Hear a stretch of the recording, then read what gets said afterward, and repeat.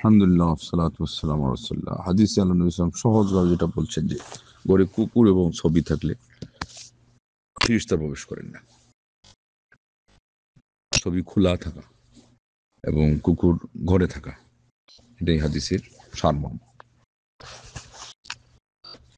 এর বাইরে কোনো কিছু হাদিস যেটাকে সামিল রাখে না, মানে আমাদের ব্রেন দৌড়ানোর কোনো কারণে নাই, কোনো প্রয়োজনও নেই।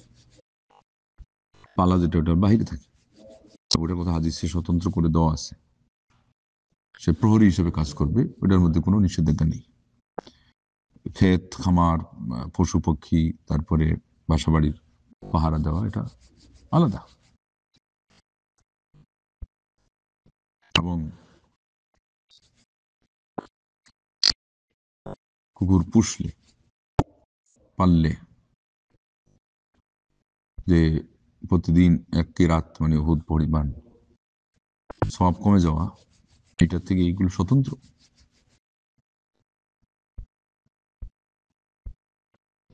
এটা একটা ফতোয়া আমাদের ভাষায় শুনেছি যে এগুলো সহ এর ভিতরে সামিল করে দেওয়া হয়েছে।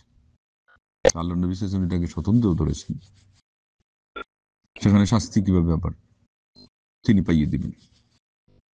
এতেই বোঝা যায় এগুলো ফতোয়া যাচাই করা ছাড়া নয়, সমস্যা।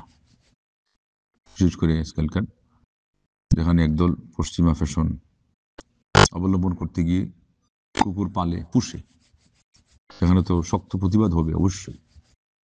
তার স্থলে ছিল আমাদের বিড়াল, তার কোনো মূল্যায়নও নেই, সেখানে তারা একে স্থান দিয়েছে বিড়ালের চেয়ে আরো ঊর্ধ্বে। তার পিছনে সময়, অর্থ, সেবা, অনেক কিছু তারা ব্যয় করছে, এবং ওকে অন্তর দিয়ে কতজন তার সাথে একেবারে মহরম মহরম করছে, তার সাথে ভাব বিনিময় পর্যন্ত করছে। এই কারণে যে দুনিয়াতে সাধারণত মানবরূপী অনেককে তারা দেখছে যে তারা ওদের চেয়ে আরো অধম। সেটা তো আছেই, অনেক মানুষ এরকম আছে, কিন্তু আমাকে আবার যেন অধম না বানিয়ে দেয়। যে কুকুর হয়ে যাচ্ছে আমাদের বিছানার সঙ্গী, গাড়ির বাড়ির, সেই জায়গায় ওটার যেমন শক্ত প্রতিবাদ হওয়া দরকার, ঠিক ফতোয়া নির্ণয় করতে গেলে ইসলামের নবী সাল্লাল্লাহু আলাইহি ওয়াসাল্লাম আল্লাহর পক্ষ থেকে যে জিনিসগুলোকে সতর্ক ঘোষণা করেছেন, এবং প্রশিক্ষণ প্রাপ্ত কুকুরকে কোরআনে আল্লাহ পাক ঘোষণা দিয়েছেন তার কথা।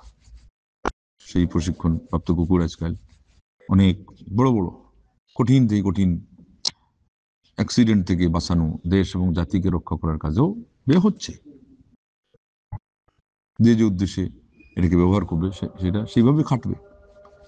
ততএব ওই জায়গায় ফতোয়া দিতে গেলেও সাবধানে দিতে হবে, ঢালাওভাবে যে কোনো হাদিস থেকে একটা কথা আরেকটা জায়গায় লাগানো যাবে না। তো সব মিলিয়ে এখানে যেটা কথা ছিল, এটা তো আশা করা যায় পরিষ্কার হয়েছে যে একটা জায়গা আরেকটা জায়গায় লাগানো যাবে না। এটাকে বলা হয় অপব্যবহার, স্থানকাল পাত্র না বুঝা। ঠিক তদ্রূপ অতিরঞ্জনও করা যাবে না, এবং যেখানে যেটা ব্যাখ্যা সহকারে বলার, এটা ছাড়াও বলে জাতিকে বিভ্রান্ত করার পথ খোলা রাখাও ঠিক নয়।